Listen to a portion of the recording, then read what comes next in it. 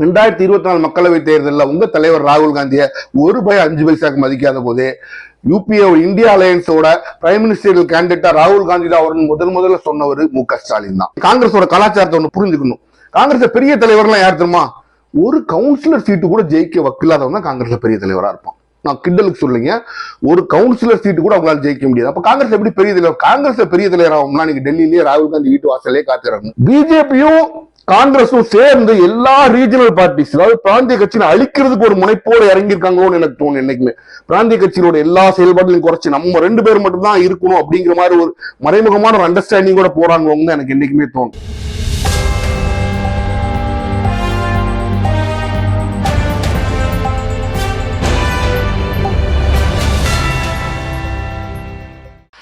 Hello friends, welcome to உண்மையும் பொய்மையும். அரசியல் எப்பொழுதுமே காய் நகரத்துல மட்டும் பண்ணாம அதை சரியான நேரத்துல சரியான விதத்துல பண்ணாதான் ஒரு அரசியல் கட்சி வளர முடியும். அப்படித்தான் இன்றைக்கு உள்ள பாஜக பார்த்தோம்னா 2014 தேர்தல்கள் தங்களுடைய காய் நகரத்துல சரியான நேரத்துல சரியான விதமா பண்ணதுனாலதான் இன்ற வரைக்கும் அவங்க அதை தொடர்ந்து பண்ணி ஆட்சியில உட்கார்ந்துட்டு இருக்காங்க. அப்ப நம்ம பாஜகவை பத்தி பேசும்போது தேசிய அளவுல அவங்களுக்கு எதிர்கட்சியா இருக்கிற காங்கிரஸ் எப்படி அந்த உயர்ந்த நிலைமையிலிருந்து இன்னைக்கு இப்படி நின்றுச்சு அப்படிங்கறத நம்ம பார்க்கணும். அதற்கான காரணங்கள், காங்கிரஸ் எப்பொழுதுமே ஆன் த ஃப்ரண்ட் ஃபுட் அப்படின்னு சொல்லுவாங்க. முன்னால போய் அடிச்சாடி அவங்க ஒரு நாள் பண்றது கிடையாது. தங்களுக்கு விருப்பப்பட்டபடி நாங்க என்ன செஞ்சாலும் அது எங்களுக்கு தித்திக்கும், நாங்கள் அது எங்களுக்கு கிடைக்கும் அப்படின்னு நினைக்கிறவங்க காங்கிரஸ்காரங்க. அதனாலேயே அவங்க தங்களுடைய வலுவான நிலைமையை இழக்கவும் செஞ்சாங்க.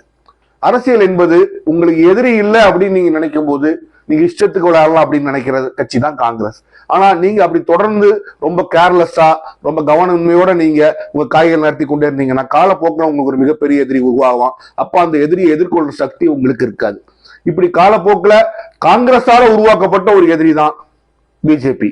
இன்றைக்கு அந்த பிஜேபி எதிர்கொள்ளாம முடியாம காங்கிரஸ் திணறுது.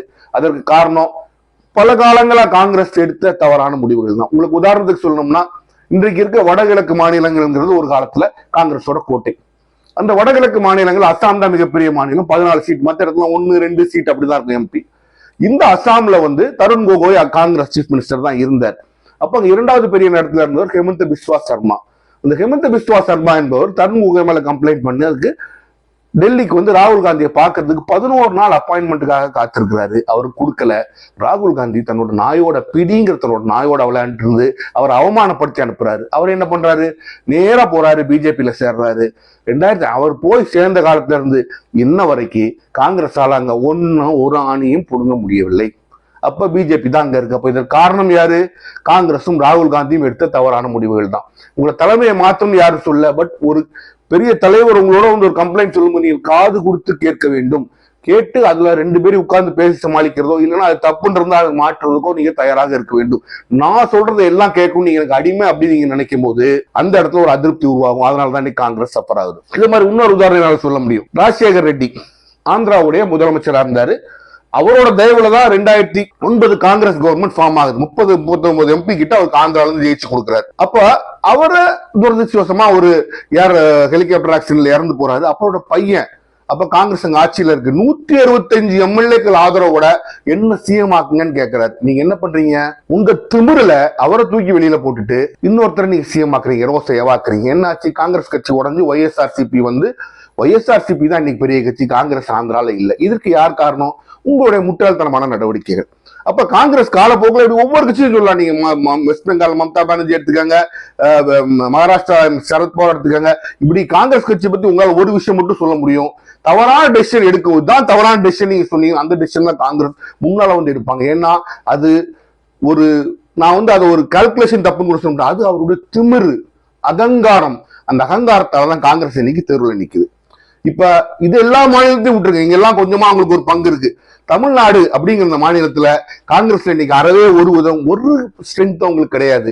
இது காலத்துல கொஞ்சம் பின்னோக்கி பாத்தீங்கன்னா 1980 நீங்க பாத்தீங்கன்னா காங்கிரஸ் மிகப்பெரிய கட்சி தமிழ்நாட்டுல. மிகப்பெரிய கட்சினா அதிமுக, திமுக, காங்கிரஸ். அப்ப காங்கிரஸ் யாரோட கூட்டணி போடுதோ அவங்க ஜெயிக்கக்கூடிய அளவுக்கு ஒரு பொசிஷன்ல தான் காங்கிரஸ் இருந்துச்சு. இப்ப இந்த நிலைமையில இருக்கும் போதுமே திராவிட கட்சிகள் 2 தான் மிகப்பெரிய கட்சிகள். காங்கிரஸ் சின்ன, அவங்களை கம்பேர் பண்ணும்போது அடுத்த கட்சியா தான் காங்கிரஸ் இருக்கும். அப்ப இந்த சூழ்நிலையில இருக்கும் போதே மூப்பனார், வாழப்பாடி ராமமூர்த்தி போன்ற பெரும் தலைவர்கள் இருக்கும் போதே காங்கிரஸால தமிழ்நாட்டுல ஒன்றுத்தையும் பெருசா சாதிக்க முடியல. யாருடைய கூட்டணி வச்சுதான் அவங்க வாழணும் அப்படிங்கிற மாதிரி சூழ்நிலை தான் இருந்தாங்க. அப்போ காங்கிரஸுக்கு எந்த கூட்டணி போனாலும் லோக்சபா அதாவது மக்களவை தேர்தல் நிறைய சீட்டு கொடுப்பாங்க, நம்ம மாநில சட்டசபை தேர்தல் குறை சீட்டு தான் கொடுப்பாங்க. ஆட்சி அதிகாரத்துல மாநிலங்கள்ல இருக்கவே மாட்டாங்க. ஏன்னா அவங்களுக்கு அப்பதான் ஸ்ட்ரென்த் இருந்துச்சு. இப்ப இதுல முதல் தமிழகத்தை பொறுத்த வரைக்கும் முதல் ஒரு முட்டாள்தனமான ஒரு டெசிஷன், ஒரு திமிர் பிடிச்ச டெசிஷன் காங்கிரஸ் எப்ப எடுத்ததுன்னா 1996 எலெக்ஷன்ல நரசிம்மராவ் அவர்கள் இருந்தாரப்போ அவர் கொஞ்சம் தன்னோட எண்ணப்பட்டனால அவர் ஜெயலலிதா அந்த சமயத்துல அவர் தேர்ந்தெடுத்தார். அவங்களோட தான் கூட்டணி போட நினைச்சாருன்னு தெரியல. அவர் ஓப்பனாவே நான் ஏடிஎம்கேயோட தான் கூட்டணி போட போறேன் அப்படின்னு சொல்லிட்டாரு. அப்போ அந்த சமயத்தை நீங்க புரிஞ்சுக்கணும். நீங்க இப்ப இன்றைக்கு இருக்கிற நிறைய இளைஞர்களுக்கு 91 96 தமிழகத்தில் நடந்த ஒரு ஆட்சி அதிமுக காரர்களுக்கே பெரிய அதிருப்தி கொடுத்த ஒரு ஆட்சி. அதுக்கப்புறம் ஜெயலலிதா அம்மையார் 2001 அவங்க மாறி அவங்க நிறைய விஷயங்களை சேஞ்ச் பண்ணி ஒரு பக்குவமான ஒரு அரசியல்வாதி ஆனாங்க. 91 96 நடந்தது எந்த கட்சிக்காரர்கள் கேட்டாலும் சொல்லுவாங்க அது ஒரு ஆட்சியிலே சொல்ல முடியாது, அது ஒரு காட்டு தர்பார் அப்படின்னு சொல்ற அளவுக்கு அது மோசமான ஆட்சி நடந்தது. ஆனால் பின்பு அது கொஞ்சம் திருத்திக் கொள்ளப்பட்டது. அந்த சூழ்நிலையில எல்லாரும் இவங்க காங்கிரஸ் நான் அவனோட தான் கூட்டணி போடுவேன் அப்படின்னு ஏடிஎம்கேயோட போய் கூட்டணி சேர்ந்தது. அப்போ காங்கிரஸ் ஓரளவு பவர்ஃபுல் பொசிஷன்ல தான் இருந்துச்சு. இந்த சூழ்நிலை காங்கிரஸில் இருந்த தமிழகத்தில் காங்கிரஸ் எல்லா பெருந்தலைவர்களும் அதை எதிர்த்தாலும் காங்கிரஸ் நரசிம்மராவ் சொன்னார் நான் ஏடிஎம்கே கூட்டணி வைப்பேன். அப்போ காங்கிரஸ் ரெண்டாக பிளவுபட்டு தமிழ் மாநில காங்கிரஸ் உருவானது. இன்னைக்கு அது ஒரு மிக சின்ன கட்சி. இதுதான் காங்கிரஸ் சந்தித்த முதல் பேரிடி. அதுக்கப்புறம் என்னதான் பிற்காலத்துல அதுக்கப்புறம் மூப்பனார் அவர்களும் கருணாநிதி அவர்களும் சேர்ந்து அந்த எலெக்ஷன் சந்திச்சா ஒரு மாபெரும் வெற்றியை பெற்றாங்க. ஆனாலும் காங்கிரஸுக்கு ஆட்சியில பங்கு இல்லைங்கிறத கருணாநிதி அவர்கள் தெளிவாக இருந்தார். அப்ப திருப்பி காங்கிரஸ்ல மூப்பனார்லாம் போய் சேர்ந்தாலும் அந்த பழைய வலுவை காங்கிரஸால என்றைக்குமே எடுக்க முடியல. அதுக்கப்புறமே கொஞ்சமா ஒரு சின்ன சிறுகி ஒரு சின்ன கட்சியா காங்கிரஸ் போயிருச்சு. இதுதான் தமிழ்நாட்டுல காங்கிரஸோட வரலாறு. ஒரு காலத்துல காமராஜ் போன்ற பெருந்தலைவர்கள் இருந்து தேஞ்சு கட்டெரும்பா போய் தான் இன்னைக்கு காங்கிரஸ் நிக்குது. அப்போ இந்த சூழ்நிலையில காங்கிரஸ் மெயினா பார்க்கணும்.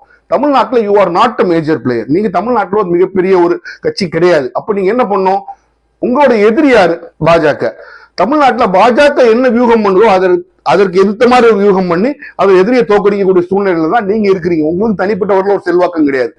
ஆனாலும் இப்படி இருந்தும் நீங்க ஒரு விஷயம் புரிஞ்சுக்கணும். இன்னைக்கு பாஜக அதிமுக சேர்ந்து இருக்கும்போது திமுக உங்களுக்கு கொடுக்க வேண்டிய மரியாதை கொடுக்கத்தான் செஞ்சது. 2024 மக்களவை தேர்தலில் உங்க தலைவர் ராகுல் காந்திய ஒரு பய 5 பைசாக்கு மதிக்காத போதே யூபிஏ இந்தியா அலையன்ஸோட பிரைம் மினிஸ்டர் கேண்டிடேட்டா ராகுல் காந்தி தான் அவர்கள் முதல்ல சொன்னவர் மு.க. ஸ்டாலின் தான். அப்படிப்பட்ட உங்களோட ஒரு வலுவாக நின்று கொண்டிருந்த கட்சி தான் திமுக. அதுவும் பார்த்தீங்கன்னா கடந்த 10 ஆண்டுகளா நீங்க ஆட்சியில இல்ல. உங்களோட சேர்றதுல 5 அம்மாஞ்சல்லிக்கு பிரோஜனம் கிடையாது. இருந்தாலும் உங்க கூட இருந்து மத்திய அரசோட பகையை சம்பாதிச்சு அதனால தமிழகம் முன்னேற்றத்துக்கு உங்க தடைகள் எவ்வளவு போட்டாலும் இன்னைக்கு அதையும் மீறி தமிழகம் முன்னேறி இருக்கு. அப்படி எவ்வளவு கஷ்டங்கள் உங்களுக்காக சந்திச்ச கட்சி தான் திமுக. உன்னா நல்லது கிட்டதெல்லாம் நீங்க பேசாதீங்க. ஏன்னா நீங்க நல்லவங்களா இல்லையாங்கிறதே அடுத்த விஷயங்களை பார்க்க வேண்டிய விஷயம். நீங்க ஒரு அரசியல் கட்சி, அவர் ஒரு அரசியல் கட்சி, உங்களோட இருந்த ஒரு அரசியல் கட்சி. அப்போ உங்களுக்கு கடந்த எலெக்ஷன்ல 25 சீட்டு கொடுத்தாங்க. அப்ப திமுக ஜெயிக்கும், நீங்கள் நிறைய ஜெயிச்சீங்க. இதுக்கு முன்னால வரலாறு திரும்பி பார்த்தோம்னா அந்த 2G வழக்கு அந்த நம்ம நடந்த சமயத்துல உள்ள எலெக்ஷன்ல நீங்க பார்க்கும்போது நீங்க 63 சீட்டு கேட்டு வாங்கி பெற்றீங்க, 9 சீட்டு ஜெயிச்சீங்க. உங்களால அம்மாஞ்சல்லிக்கு திமுகவுக்கு பிரோஜனம் கிடையாது. கன்னியாகுமரி தவிர வேற எங்கேயும் உங்களுக்கு மேஜர் ஓட்டு கிடையாது. வேண்டாம் தென்காசி அந்த பகுதிகளில் கொஞ்சம் ஓட்டு இருக்கும். நீங்க எங்கேயுமே கேம் சேஞ்சர் கிடையாது. அப்படிப்பட்ட சூழ்நிலையில திமுக இன்னும் உங்களோட வச்சிருக்கு. உங்களை 2வது பெரிய கட்சியா தன்னோட கூட்டணியில் வச்சிருக்கு. இது குறைஞ்சு போச்சுப்பா, சீட்டை குறைச்சிருவேன்னு சொல்ல, உங்களுக்கு 25 சீட் அதுக்கு அதிகமான சீட்டு கொடுத்து உங்களை வச்சுதான் அவங்க மரியாதை கொடுத்து தான் வச்சிருந்தாங்க. இப்ப நீங்க என்ன சொல்றீங்க, எங்களுக்கு 25 பத்தாது, 40 சீட்டு 40 சீட்டு கொடுக்கலாம். எப்ப கொடுக்கலாம்? உங்க கட்சி இந்த குறிப்பிட்ட காலங்களில் வளர்ந்துருந்தா 40 சீட்டு கொடுக்கலாம், தப்பே கிடையாது. 25 சீட்லோட நீ கீழே போயிட்டீங்க. உங்களோட நிலைமை இன்னைக்கு 10 சீட் நிலைமை இருக்குமே. 40 சீட்டு கொடுத்தா தான் நான் கூட்டணி நிற்பேன், இல்லைன்னா கூட்டணி விட்டு வெளியில போயிடும், ஆட்சியில பங்கு வேணும்னு கேட்கறது நகைப்புக்குரிய சில்லறத்தனமான ஒரு விஷயம். ஏன்னா உங்களுக்கே தெரியும் உங்க கட்சியில ஒண்ணுமே கிடையாதுன்னு. ஏன்னா காங்கிரஸ்காரனை வீட்டுக்குள்ள கதவாட சரி கக்கன்னு சிரிக்கிறான். உங்களோட முட்டாள்தனமான அந்த முடிவு எடுத்து. அப்ப இதை நீங்க எப்படி பண்றீங்க? விஜயகாந்த் நான் தாவேக்காக்கு போயிருவேன், போ. யாருமே உங்களை தடுக்கலையே, உங்களை அங்க வச்சிருக்கணும்னு திமுக ஆசைப்படுது. அவ்வளவுதான். நீங்க வெளில போய் ஆகணும்னா போய் அவங்க போற மச்சான அனுப்பித்தான் விடணும். நம்ம ஒண்ணும் செய்ய முடியாது. இப்போ இந்த சூழ்நிலையில இருக்கும்போது உள்ள நுழையிறாரு. அதாவது நீங்க காங்கிரஸோட கலாச்சாரத்தை ஒண்ணு புரிஞ்சுக்கணும். காங்கிரஸ் பெரிய தலைவர்லாம் யார் தெரியுமா? ஒரு கவுன்சிலர் சீட்டு கூட ஜெயிக்க வக்கில்லாதவங்க தான் காங்கிரஸ்ல பெரிய தலைவரா இருப்பான். நான் கிண்டலுக்கு சொல்லுங்க, ஒரு கவுன்சிலர் சீட்டு கூட அவங்களால ஜெயிக்க முடியாது. அப்ப காங்கிரஸ் எப்படி பெரிய தலைவர்? காங்கிரஸ் பெரிய தலைவர் ஆகும்னா நீங்க டெல்லியிலேயே ராகுல் காந்தி வீட்டு வாசலே காத்திடணும், ஐயா ஐயா ஐயான்னு. அவருக்கு உங்களை பிடிச்சி போகணும். அவரோட நீங்க டீ குடிக்கணும், அவர் பின்னாலேயே போகணும், ஓட சொன்னா ஓடணும், பொருளை சொன்னா பொருளணும், அவர் குதினா குதிக்கணும். அவர் அடிமையா நீங்க இருந்தீங்கன்னா தான் காங்கிரஸ் பெரிய ஆக முடியும். ஆனா ஓட்டு அதுல ஓட்டு கிடக்குது. நமக்கு எவ்வளவு கூட்டணி கட்சி இருக்கு, அந்த கூட்டணி கட்சி நமக்கு வேலை பார்க்கும், நம்ம ஜெயிச்சுக்கலாம். இதுதான் காங்கிரஸ் ஒரு நிலைமை. இன்னைக்கு காங்கிரஸ்ல தலைவர்னு சொல்லிட்டு தெரியுற அத்தனை லீடர்ஸையும் நான் கேட்கறேன், எம்பியா இருக்கட்டும் எம்எல்ஏவா இருக்கட்டும், தனியா நின்று ஒரு கவுன்சிலர் ஜெயிக்க சொல்லுங்க, ஒரு பயலாலையும் முடியாது. அந்த செல்வாக்கு எந்த காங்கிரஸ் தலைவருக்குமே கிடையாது. அது காங்கிரஸ் கட்சிக்கு. இப்படி இருக்கும்போது உங்களை தோல்ல தூக்கி சுமந்து உங்களை வெற்றி பெற வச்சது திமுக. அது ஜெயிச்ச கேண்டிடேட்ஸ்க்கே தெரியும். அப்ப இப்படி ஒரு போட்டியான சூழ்நிலை வரும்போது, அது குறிப்பா பாஜக எதிரணியில் இருக்கும்போது நீங்க வலுவா திமுக நிக்கணும். ஆனா நீங்க என்ன பண்றீங்க? பிரவீன் சக்கரவர்த்தின்னு ஒருத்தர் இருக்கிறார். சென்னையில பிறந்தவர் தான். அந்த பேர்லயே தெரியும் உங்களுக்கு அவர் யாரு என்ன அப்படிங்கிறது உங்களுக்கு தெரியும். All India Congress professionals president போல அவர். இவர் தான் இந்த ப்ரொஃபஷனல் பிரசிடென்ட்னா அவரோட லட்சணங்கள், காங்கிரஸோட லட்சணம் என்னங்க நமக்கு அதிலேயே தெரியுது. அமெரிக்காவில் வாட்டன் யூனிவர்சிட்டியில போய் எம்பிஏ படிச்சு வந்தப்ப மிகவும் படித்த ஒரு மேதை. இவர் கட்சியில பெரிய ஆளா, இவர் மிகப்பெரிய ஆளா ஜெயிச்சு பாருங்க. ஒரு கவுன்சிலர் ஜெயிக்க சொல்லுங்க தனியா, அவரை பெரிய ஆள் ஒத்துக்கிறேன். ஆனா காங்கிரஸ் மிகப்பெரிய தலைவர். ஒரு கவுன்சிலர் ஜெயிக்க முடியாது. வார்டு கவுன்சிலர் இருந்தா ஜெயிச்சு காமிச்சிட்டாருன்னா அதுக்கப்புறம் எல்லாரும் தமிழ்நாடு இந்தியாவில அரசியல மூடிட்டு நீங்க போயிருந்தா முடியாது. ஆனா ஏன் அவர் பெரிய ஆளு? ஏன்னா ராகுல் காந்திக்கு வர பிடிக்கும். அப்ப என்ன பண்றாரு, இவர் இங்க விஜய பாக்குறாரு, எல்லாத்துக்கும் தெரியுற மாதிரி பார்த்துட்டு போறாரு. பார்த்துட்டு போகும்போது, இல்ல நான் சும்மா தான் பேசணும், நீ விஜய பார்த்துட்டு போறதுனால திமுக எதுக்கு வருத்தப்படணும்? ஒரு விஷயம் நடந்துச்சு. 2G ஒட்டி இருக்கும்போது 63 சீட்டு கேட்டு வாங்கும்போது துரைமுருகன் நக்கலா ஒரு வார்த்தை சொன்னதா சொல்லுவாங்க. ஏன்பா 63 சீட்டு வாங்கிட்டிய, 63 கேண்டிடேட் உனக்கு இருக்காப்பா அப்படின்னு அந்த 2006 எலெக்ஷன்லயே கேட்டதா சொல்லுவாங்க. அப்போ இன்றைக்கு காங்கிரஸோட நிலைமை அதோட மோசமா இருக்கு. உங்களுக்கு எந்த தொகுதியிலும் கேண்டிடேட்டே கிடையாது. உங்களுக்கு திமுக தான் வேலை பார்க்கணும். அப்ப இந்த பிரவீன் சக்கரவர்த்தி என்ன பண்றாரு, விஜயோட பார்க்கும் போது, விஜய் பார்த்துட்டு போகும்போது திமுக காரங்களுக்கு கோவம் வந்துருச்சு. ஏன்னா இந்த இடத்துல திமுக தான் அலையன்ஸை லீட் பண்ணுது. அப்போ உனக்கு ஓட்டுங்கிற ஒண்ணு கிடையாது, நீ விஜய் போய் எதிரில் இருக்கிற விஜய், அதுவும் கரூர் சம்பவத்துக்கு அப்புறம் ராகுல் காந்தி பேசுறதே தப்பு. அதுக்கப்புறம் இவர் போய் பாக்குறாரு அப்படின்னா அப்போ தோழமை கட்சிக்கு நின்று மரியாதை கொடுக்குறாரு. ஆனாலும் திமுக மெச்சோட முதிர்ந்த தன்மையோட அதை பத்தி ஒன்னும் பெருசா ரியாக்ட் பண்ணிக்கல. இதோட விட்டா பரவாயில்ல, நான் படிச்சவன், நான் மேதாவி அப்படின்னு காமிக்க முடியா. ஆனா அவர் மேதாவித்தனத்தை காமிக்கும் போதே அதுல என்ன அளவுக்கு அவரோட அறிவின்மையார் வெளிப்படுத்துறாங்க காமிச்சிட்டாரு. ஏன்னா அவர் கட்சிக்காரங்களை கிரிட்டிசைஸ் பண்றாங்க. யூபியோட தமிழ்நாட்டுல கடன் ஜாஸ்தி. தமிழ்நாடு பயங்கரமா கடன்ல மூழ்கி இருக்கு. சரி அண்ணன் வாங்கினேன், உங்ககிட்ட தானே பேசணும். தமிழ்நாட்டோட ஜிஎஸ்டிபியில தமிழ்நாடோட கடன் பைனான்ஸ் மினிஸ்ட்ரி 33% வரைக்கும் ஜிஎஸ்டிபியில கடன் வாங்கலாம் சொல்லியிருக்கு. ஒரு ஸ்டேட்டோட ஜிடிபியில 33% வரை கடன் வாங்கலாம் சொல்லியிருக்கு. தமிழ்நாடோட கடன் அதுக்கு நல்ல கீழே தான் இருக்கு, 27, 28 இருக்கு. அப்போ தமிழ்நாடு யூபி நீ கம்பேர் பண்றீங்க, தமிழ்நாடோட எக்கானமி என்ன, தமிழ்நாடோட வளர்ச்சி என்ன, எதற்காக இந்த கடன் வாங்கப்பட்டு இருக்கிறது, எத்தனை பிரிட்ஜ் கட்டுறாங்க, எத்தனை மெட்ரோ ரயில் போடுறாங்க, எவ்வளவு ப்ராஜெக்ட்ஸ் பண்றாங்க, எவ்வளவு இன்ஃப்ராஸ்ட்ரக்சர் கிரியேட் பண்றாங்க, அதற்காக வாங்கப்பட்ட கடன் வளர்ச்சிக்குரிய கடன், அது முடங்கிறதுக்குரிய கடன் கிடையாது. அந்த கடன் தான் தமிழ்நாடு நிறைய வாங்கியிருக்கு. அப்ப எக்கானமிக்கு பேசுற உனக்கு இந்த எக்கானமி ஒண்ணு. இன்னொன்னு யூபியோட கம்பேர் பண்றீங்களா, கொஞ்சம் ஒரு பேசிக் அறிவு உங்களுக்கு வேண்டாமா? சரி எல்லாத்தையும் விடுங்க, அரசியல் யூபி யார் அரசியல் ஆள்றா? பிஜேபி சரி பண்ணுன்னு சொல்றீங்களா? ஏன் உனக்கு கொஞ்சமாச்சும் ஒரு பேசிக் அறிவு வேண்டாமா? உங்களுக்கு நேர் எதிர்கட்சியான பிஜேபி குறை சொல்லி டெய்லி திட்டுற கட்சி. அவர் தமிழ்நாட்டோட நல்ல கவர்மெண்ட் ஃபார்ம் பண்ணிருக்காரு. யார சொல்றீங்க? இந்தியா நம்பர் 1 growth உள்ள தமிழ்நாட்டை யூபியோட நீங்க கம்பேர் பண்றீங்க. அப்போ இது என்ன தெரியுது? உங்களோட குறுகிய மனப்பான்மை தெரியுது. அப்ப நீங்க ஏன் இதை செய்றீங்க, எதுக்கு இந்த நூலை விட்டு பாக்குறீங்க அப்படிங்கிறது தமிழக மக்களுக்கு தெரியும். உடனே என்ன நடந்துச்சு, வழக்கம் போல மத்தவங்க தான் கத்துவாங்க. காங்கிரஸ்காரங்க எல்லாம் கொதிச்சு போயிட்டாங்க. ஏன்டா டேய், நாங்க கவுன்சிலரா இருக்கிறதோ, எம்எல்ஏவா இருக்கிறதோ, எம்பியாவா இருக்கிறதோ ஏதோ அவங்க போடுற பிச்சைனால, அவங்க எங்களுக்கு வேலை பார்த்து எங்களை எம்எல்ஏ எம்பி ஆக்குறானுங்க, நீ பேசுற பேசினால எங்க போக மண்ணள்ளி விழுந்து போனீங்க. முழு காங்கிரஸும் அவரை எதிர்த்து நிக்குது. அப்ப இது யார் காரணம்? இந்த ஆள் யார் பேசினா? இவர் கட்சியில பெரிய ஆள்லாம் கிடையாது. பேசுறது காரணம் இவருக்கு பின்னால இருக்கிற ராகுல் காந்தி. உனக்கும் அரசியல் தெரியாது, உன் கூட சேர்ந்தவனுக்கு அரசியல் தெரியாதுன்னா அப்ப அந்த கட்சியோட நிலைமை, அது ஒரு ஆல் இந்தியா கட்சின்னா அந்த கட்சியை நினைச்சு நம்ம பரிதாபப்பட வேண்டியதான். ப. சிதம்பரம் காங்கிரஸை சேர்ந்த ஒரு அருமையான வார்த்தை சொன்னார். நான் அவர் மிக நக்கலாக சொன்ன வார்த்தையை நீங்க புரிஞ்சுக்கணும். ப. சிதம்பரம் இந்தியாவோட பைனான்ஸ் மினிஸ்டரா இருந்த மனிதர், மிகப்பெரிய ஒரு பைனான்ஸ் நாலேஜ் உள்ள மனுஷன் சொல்லக்கூடிய அவர் சொல்ற வார்த்தை. அவர் கூட நான் இன்டெலெக்சுவல் கூட அவர் பெரிய இன்டெலெக்சுவல் கூட நான் வாதிட விரும்பல, நக்கலா சொல்லிட்டு அவர் சொல்றாரு, யூபியோட கடனையும் தமிழ்நாட்டோட கடனையும் கம்பேர் பண்ணி எப்படிப்பா பேசுத? தமிழ்நாட்டில் உள்ள இன்ஃப்ராஸ்ட்ரக்சருக்காக வாங்கப்பட்ட கடன் எவ்வளவு தமிழ்நாடு வளர்ந்திருக்கு, என்ன பேராமீட்டர்ஸ் எல்லாம் கோவா இருக்கு. இன்னைக்கு எதிர்கட்சியில் இருக்கிற மத்திய அரசும் கூட தமிழ்நாடு தான் நம்பர் 1 growing ஸ்டேட்னு சொல்லியிருக்கு. இப்ப தமிழ்நாட்டையும் யூபியும் கம்பேர் பண்ணி பேசுறது முட்டாள்தனம் அப்படின்னு ப. சிதம்பரம் சொல்லியிருக்காரு. யாரு? மத்த கட்சிக்காரன் கிடையாது, காங்கிரஸ்காரர். அப்ப இதுக்கெல்லாம் பின்னால யார் இருக்கிறா? இந்த கூட்டணி குழப்பத்துக்குலாம் பின்னால யார் இருக்கிறா? ஓட்டே கிடையாது. பீகார்ல இப்படித்தான் நீங்க பண்ணி அதுல தேஜஸ்வி யாதவ் தலை பிரச்சனை ஃபுல்லா கொடுத்து உங்க கூட மாரடிக்கிறதே தேஜஸ்வி யாதவுக்கு நேரம் போய் இதெல்லாம் ஜெயிச்சிருப்பாரு நான் சொல்ல மாட்டேன். ஒரு டீசெண்டா பெர்ஃபார்மன்ஸ் வந்திருக்கும். அப்ப எல்லாரும் உங்களை பார்த்துட்டாங்க. அதனால இனிமேல் தயவு செய்து காங்கிரஸ்காரன் வெளியில போற வெளியில போயிருங்க. யாரும் வருத்தப்படல. நீ இருந்தாலும் ஒண்ணும் கிடையாது. கல்யாண வீட்டுல நீ மாப்பிள்ளையும் கிடையாது, பொண்ணும் கிடையாது, மாப்பிள்ளோட அப்பாவும் கிடையாது, பொண்ணோட அப்பாவும் கிடையாது, அவங்களோட அம்மாவும் கிடையாது. நீ விரும்ப இலையில சாப்பிட்டு போற ஒரு ஆள், அவ்வளவுதான். வெறுமனே பந்தியில உட்காந்து தின்னுட்டு போற ஒரு ஆள் தான் காங்கிரஸ் கட்சி. நீ தின்னா என்ன திங்காட்டி என்ன ஒன்னும் ஆக போறது கிடையாது. ஐயோ போகாம உன்னை கூப்பிட்டு எல்லாரும் கூட்டணியில உள்ள வச்சிருக்காங்க. வெளியில போறதுனா சந்தோஷமா போங்க. அது திமுக இன்றைக்கு வருத்தப்படாதுங்கிறதா திமுகவும் தெளிவா சொல்லிருச்சு. ஆட்சியில பங்காவது மண்ணாவது இருந்தா இல்ல போ அப்படிங்கிற திமுகவும் ஸ்டாண்ட் நிலைமையா எடுத்துருச்சு. அப்ப காங்கிரஸ் கட்சியை நம்ம பார்க்கும்போது எனக்கு ஒரு விஷயம் என்னைக்குமே தோணும். அதாவது இத ஒரு கான்ஸ்பிரசி தியரின்னு கூட நீங்க யோசிக்கலாம். பிஜேபியும் காங்கிரஸும் சேர்ந்து எல்லா ரீஜனல் பார்ட்டிஸ், அதாவது பிராந்திய கட்சியை அழிக்கிறதுக்கு ஒரு முனைப்போடு இறங்கியிருக்காங்களோன்னு எனக்கு தோணும். என்னைக்குமே பிராந்திய கட்சியோட எல்லா செயல்பாடுகளையும் குறைச்சு நம்ம 2 பேர் மட்டும் தான் இருக்கணும் அப்படிங்கிற மாதிரி ஒரு மறைமுகமான ஒரு அண்டர்ஸ்டாண்டிங் கூட போறாங்க எனக்கு என்னைக்குமே தோணும். பட் அதுக்கு தடையா இருக்க பெரிய கட்சிகள்லாம் இருக்கு. திமுக இருக்கு. அதிமுக கொஞ்சம் வீழ்த்திட்டாங்க. இருந்தாலும் எடப்பாடியார் எந்திரிச்சு இன்னும் ஃபைட் பண்ணிட்டு இருக்காரு. நான் அதிமுக வீழ்ந்துருச்சுங்க நான் ஒத்துக்கவே மாட்டேன் ஒரு நாளுமே. அதே மாதிரி அங்க முலாயம் சிங் யாதவ் பையன் இருக்கிறாரு, லல்லு பிரசாத் யாதவ் பையன் இருக்கிறாரு, மம்தா பானர்ஜி சில பேர் இருந்து இன்னும் போராடிக்கிட்டு இருக்காங்க. அவருடைய பிரதான எதிரி திமுக, இங்கே அதிமுக. இந்த 2 கட்சிகளை வீழ்த்திட்டோம்னா நம்ம தமிழகத்தை கையில் எடுத்துடலாங்கிற ஒரு போராட்டத்துல மறைமுகமா அவங்க 2 பேரும் கைகோர்த்து நிற்கிறாங்கன்னு கூட நான் சந்தேகப்படுறது காரணங்கள் உண்டு. அப்ப காங்கிரஸ் தன்னுடைய அழிவுக்கு தானே வித்திட்டு கொண்டிருக்கின்றது. இன்றைக்கே தமிழ்நாட்டு மேப்ல நீங்க காங்கிரஸை தேடி பார்த்தீங்கன்னா கொஞ்சம் கூட காங்கிரஸ் கிடைக்காது. வேண்டாம், கன்னியாகுமரியில் ஒரு 4-5 இடங்கள்ல கிடைக்கும். உங்களை சேர்த்துக் கொள்வதனால் திமுக கிடைக்கக்கூடிய பலன் பெருசு கிடையாது. ஆனால் நீங்கள் வெளியே போறதுனால் திமுகக்குள்ள இழப்பும் ரொம்ப கிடையாது. ஆனா நீங்க திமுக அலையன்ஸ் விட்டு வெளில போனீங்கன்னா உங்களால ஒன்னும் செய்ய முடியாது. பிஜேபியோட ஆட்சிக்கு திருப்பி வர்றதுக்கு நீங்க உதவி பண்ணுவீங்க, அவ்வளவுதான்.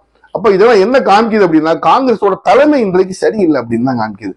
தனக்கு இஷ்டப்பட்டது எனக்கு இஷ்டப்பட்டதான் அரசியல், எனக்கு இஷ்டப்பட்டபடிதான் செய்வேன் அரசியல், அப்படி மக்கள் அதுக்கேற்ற மாதிரி மாறிக்கும்னு சொல்றது அரசியல் இல்லை.